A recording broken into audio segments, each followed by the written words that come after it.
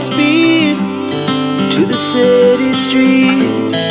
We began to feel the fire. We rise like tall buildings as the chemicals that हमारी life और kitchen में समय के साथ अगर बदलाव ना किए जाए तो कुछ टाइम बाद वो बोरिंग लगने ही लगते हैं। हमारी लाइफ में तो बहुत सारे चेंजेस अपने आप होते ही रहते हैं, तो क्यों ना हमारे इस छोटे से किचन में भी हम कुछ बदलाव करें जिससे कि सारे काम आसान हो जाएंगे और आपको सारी चीज़ें एकदम ईजी लगने लगेगी। तो चलिए स्टार्ट करते हैं। वैसे देखा जाए तो हर किचन में इस तरह की मसालेदानी फ्रीक्वेंटली यूज़ की जाती है। कभी कभी ऐसे होता है कि जल्दबाजी में खाना बनाते समय मसालेदानी हमारे हाथ से छूट जाती है, तो इस तरह की प्रॉब्लम आती है।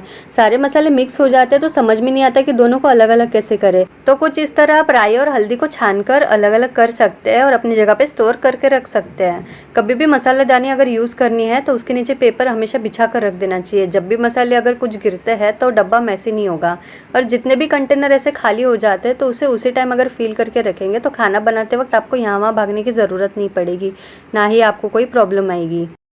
सिंक में जब भी बर्तनों को वॉश करते हैं तो इस तरह का ड्रेनेज फुल होने की प्रॉब्लम्स देखने को मिलती है, तो उससे बचने के लिए आप इस तरह का ड्रेनर का यूज़ कर सकते हैं जिसमें खाना ऊपर ही फंस जाता है और आपका ड्रेनेज क्लटर फ्री रहेगा।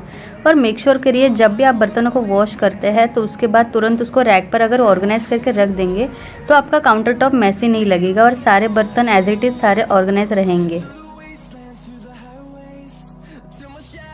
जब भी हमारा खाना होता है तो लेफ्ट ओवर फूड होता है वो ऐसे ही बड़े बर्तनों में हम रख देते हैं, तो पूरा गैस एकदम अनटाइनी लगने लगता है और पूरा काउंटर टॉप भी मैसी लगता है। तो इससे अच्छा आप छोटे बर्तनों में उसको तुरंत ही निकाल दें और सारे जो बड़े बड़े बर्तन हैं उसको उसी टाइम वॉश करके रख देंगे तो आपका काउंटर टॉप भी क्लीन रहेगा। जब बात आती है ग्लास कुकटॉप को क्लीन करने की तो उसके साथ साथ बहुत सारे प्रिकॉशंस लेने पड़ते हैं। जैसे जब भी हम इस ग्लास को क्लीन करने के लिए इस तरह के तार का स्क्रबर यूज़ करते हैं तो वो नहीं करना चाहिए, जिससे कि आपके कुकटॉप में बहुत सारे स्क्रैचेस आ जाते हैं। सो जब भी आपको गैस क्लीन करना होगा तो इस तरह का स्पॉन्जी स्क्रबर का यूज़ कर सकते हैं, ना ही उसमें स्क्रैचेस आएंगे और आपका गैस भी अच्छा क्लीन हो जाएगा।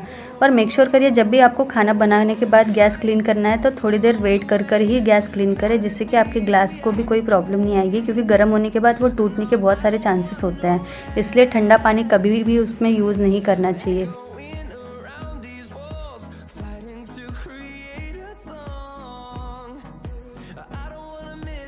जब भी हमें सिंक को क्लीन करने की बारी आती है तो सेम स्क्रबर का यूज़ ना करते हुए अलग अलग स्क्रबर का यूज़ करना चाहिए, जैसे कि बर्तनों के लिए अलग और सिंक का स्क्रबर अलग।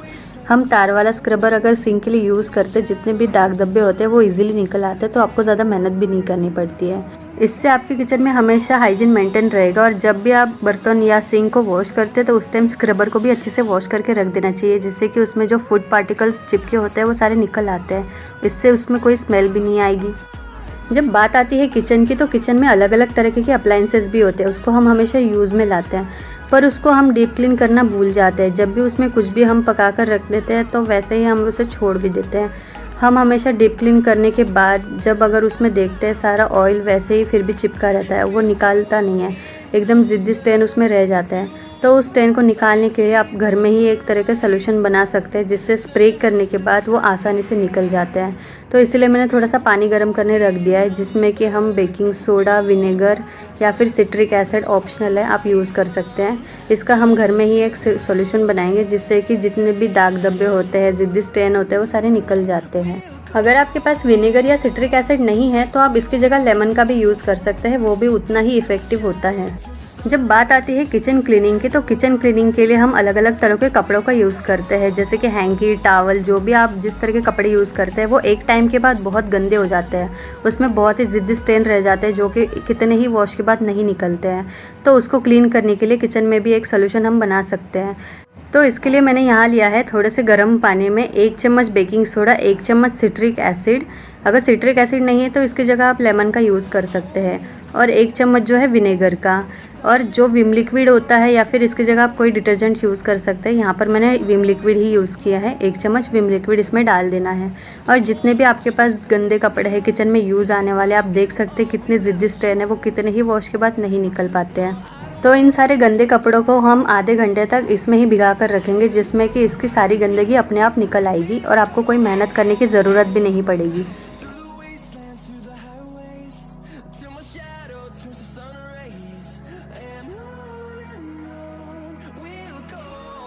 अब बारी आती है किचन में या फिर घर में हम जितने भी अप्लाइंसेस का यूज़ करते हैं उसको क्लीन करने की।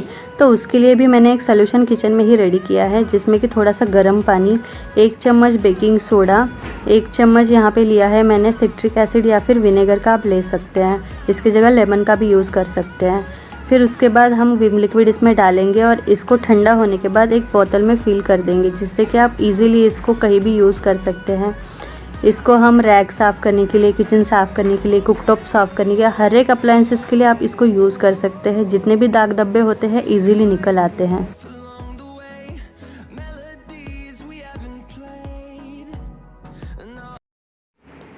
अगर किचन छोटा सा होता है तो छोटे से किचन में बहुत सारी प्रॉब्लम्स भी आती है। मेरा भी छोटा सा किचन है, काउंटर टॉप भी छोटा है, तो इसीलिए इस तरह के ड्रेनेज ब्लॉक होने की भी बहुत सारी प्रॉब्लम्स आती ही रहती है। तो इस तरह के प्रॉब्लम से बचने के लिए हमेशा मैं अपने सिंक में इस तरह के ड्रेनर का यूज़ करती हूँ, जिससे कि सारा खाना इस ड्रेनर में फंस जाता है और जो सिंक का पाइप है वो एकदम क्लटर फ्री रहता है, ना तो इसमें कोई ब्लॉकेजेस की प्रॉब्लम आती है। वैसे देखा जाए तो बहुत सारे किचन में मिक्सी ग्राइंडर का फ्रीक्वेंटली यूज़ होता है। जब भी हम कोई मसाला ग्राइंड करते हैं, कोई भी चटनी वगैरह बनाते हैं, तो इस तरह के बर्तन का यूज़ करते हैं। तो इस बर्तन को भी डीप क्लीनिंग की ज़रूरत होती है। हम तो नॉर्मली पानी से वॉश करके वैसे ही रख देते हैं, बट जो इसके ब्लेड्स होते हैं या फिर ये नीचे का जो पोर्शन होता है उसमें बहुत सारी गंदगी फंसी रहती है, जो कि हमें दिखती नहीं है।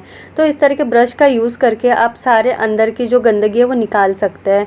ब्लेड के अंदर भी सारे मसाले ऐसे ही फंसे रहते हैं, जो कि हम नॉर्मली स्क्रबर से नहीं निकल पाते हैं। हमेशा इस तरह के ब्रश क्लीनिंग के लिए आप किचन में रख सकते हैं। 2-3 आप नए ब्रश लेकर किचन में या फिर अलग अलग जगह पे स्टोर करके रख सकते हैं, जिससे कि जो छोटी छोटी चीज़ें होती है जो स्क्रबर से क्लीन नहीं हो पाती है, ब्रश से क्लीन ईजिली हो जाती है।